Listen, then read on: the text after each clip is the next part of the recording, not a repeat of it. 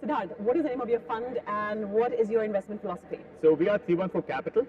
Our investment philosophy is to invest into early stage technology and technology-enabled companies. We have 5 focus areas, broadly speaking: direct to consumer, media, fintech, enterprise automation, and deep tech as well. And along with this, we primarily invest into India, and we have a niche exposure to the US and Singapore as well.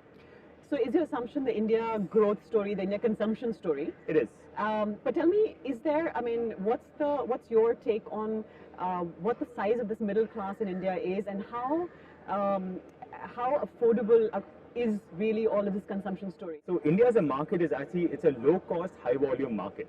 So the thesis that a number of people have actually been investing into India is that India has this burgeoning middle class. What happened in China is actually going to happen in India. India is a few years behind China in that particular respect, because China has a controlled economy. They had far more government involvement, activist government involvement in that space, whereas India is actually allowing private enterprises to rise up.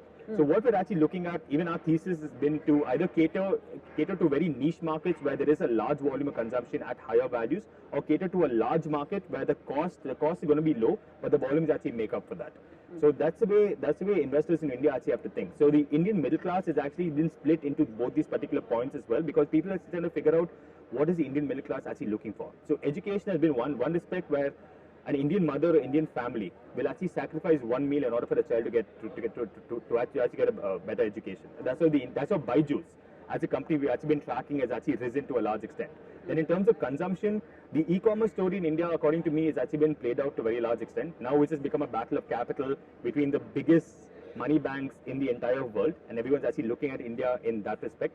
Fintech is actually one of the hottest areas and attracted the largest amount of capital, for the simple reason that fintech in this country has been tightly regulated for a long time. Financial services have been tightly regulated. Over the last 5 to 6 years, it's slowly been opening up doors. And the banks, thanks to the regulators, the banks are now actually looking at fintech companies not as their future. They realize that the legacy banking that they used to do is no longer going to fly in this new age.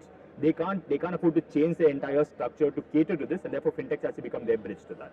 So here's how we're seeing India actually convert. So India, the middle class consumption is still a strong part, but the fundamental thesis of consumption is low cost, high volume. Okay. What are the challenges in entrepreneurs actually accessing these markets or developing these markets, whether it's market structure or demographics or government policy or lack thereof? Actually, it's not a lack of policy. There's too much policy in a number of places, which is why it's important for some of these policies to actually be reduced over time to do it. See, there is a regulatory... Give us an example of that. Like, what do you mean? What do you mean by too much policy in what area, for example? Okay, let me actually give you this. In terms of e-commerce, right? E-commerce is almost hotly debated topics. Now, the e-commerce policy of the country has gone through multiple iterations, multiple versions, and there are still people who are not satisfied with this. The second area I would actually say of a successful plan where there was excess regulation, but that's actually been mitigated to a large extent, that's actually been angel tax. If you've been following the angel tax situation of late, it came about in 2012 when a number of people were actually laundering money by pumping money into shell companies at a high premium, selling those shares for a song, and thereby owning 100% of the company as well as a large chunk of money there, right? So angel tax came out to solve that. But now they started being misapplied to a number of startups who are raising capital, and these startups are not profitable. Everyone already knows that. So that misapplication is an example of an overreach that's happened. Another area, I wouldn't say overreach, but of regulatory caution has actually been the P2P lending space. 2 days ago, the RBI actually announced that they're actually 5xing the caps on P2P lending as well. So it shows that the government has a more conservative approach to a certain number of these respects. But it's important for dialogue between both of them to actually start. So a couple of points there. Yeah. One is, isn't it better to be conservative and loosen the market slowly, as opposed to let any entrepreneur do anything, whether it's in China or Indonesia, we were talking about this morning. And the second is, what are you seeing today? Are you seeing that the government is actually welcoming entrepreneurs to say, give us feedback and we're willing to listen to you? Or why do you think the entrepreneurs don't want to engage with government? I see that. So on the first part, see, the way the regulators are actually changing their mindset as of now is that India, they actually call this regulatory sandbox.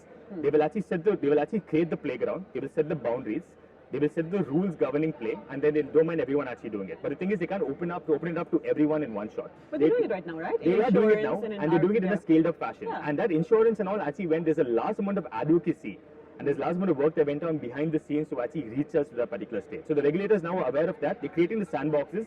It's not everything goes, no regulation, because we've seen the excesses that China and the US have actually produced.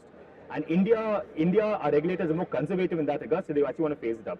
The second thing we've actually done is over the past 5 to 6 years, the government has actually been more open to more open to feedback from the entire system, especially when it comes to startups as well. And now they slowly realize the importance of rupee capital, because even the governments now easing a stance saying that, well, FDI is good, we also need to galvanize rupee capital, otherwise we'll become a digital colony. We'll become a capital colony where our best businesses, brighter business, are going to be owned by foreign capital. There's nothing wrong in that, but we also need to incentivize or reduce the amount of friction that domestic investors face in terms of coming with that. So what's the next step for the advocacy? And IVC, you're a member of IVCA, Yes. I assume, yeah? So what do you think of IVCA's job in this space, and what do you think is the next step, either from government side or the advocacy side? So IVCA has been a fantastic platform in order to galvanize all the investors into India onto one platform and to actually give them an effective lobby.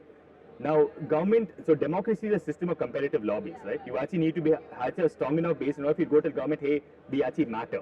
And if you do matter, you are relevant and you're systematically important, the government will actually give you a seat at the table and allow you to do that. So IVCA has been good in galvanizing that, and also being an interlocutor between regulators and government. Because what happens in government, they would actually work in silos. One department doesn't talk to another, and it's the onus of actually making this regulatory interchange and government interchange happen is actually falls on us. So IVCA has been in tremendous ways in being the conduit amongst all of them. And in terms of IVCA now, there are some points of friction that still exist for investors, both global VCs, Indian VCs, as well as startups. So IVCA's mandate is simple, and the way forward is this. They want to start galvanizing a large amount of rupee capital coming into the country. They want to make it easier for global investors to invest in the country, and they want to make it important for Indian startups to remain Indian startups and not actually offshore. So onshore the offshore, galvanize rupee capital, and ensure that Indian startups actually have a competitive space within India. These are the three broad areas that IVCA is focusing on in the coming future. And last word, you as a fund, what is still on the table that you are asking for from the government? In this particular regard, the first thing is learn to trust investors in this country. I think that's first and foremost on everyone's mind. A large amount of this regulation is actually written in an era where people actually took advantage of loopholes there. But now now all of us, there's a proper system come out in play, there are well-established governance mechanisms, and we are responsible in a fiduciary level to our investors and LPs. None of us actually want to take that particular chance as well. So there's been a cleanup in the entire system. There's a new breed of investors who come in who are actually divorced from the old ways. I've tried to convince government that yes, we do exist, but with the right framework in place, we can actually start galvanizing the nation and actually growing that forward. We look forward to that journey. Okay, thank you very much. Thank you. Thank you.